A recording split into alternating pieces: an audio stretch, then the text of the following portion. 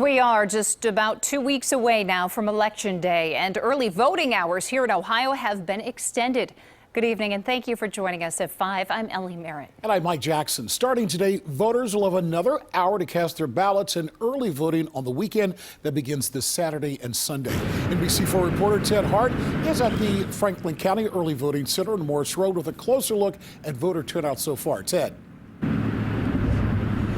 Well, a look at some of the numbers, Mike.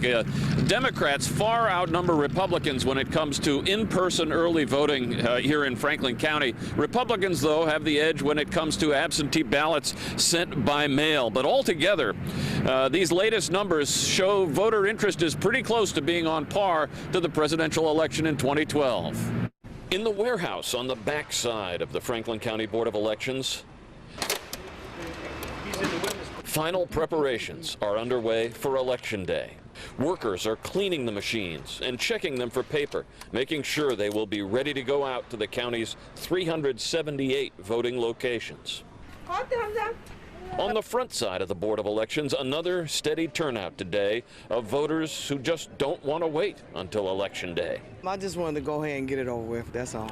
Don't really have to think about it now. My decision's made, and now I just have to wait to see what the final decision is. Ohioans have one less week of early voting this year than they had in 2012.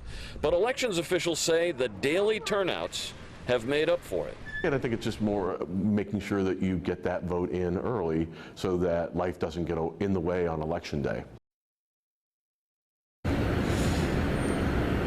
And the Ohio Secretary of State's office said today that statewide 1.4 million Ohioans have requested absentee ballots. Of those, more than 165,000 are voters who voted early in person. Live at the Early Voting Center on Morse Road, Ted Hart, NBC4. Ted, thanks so much.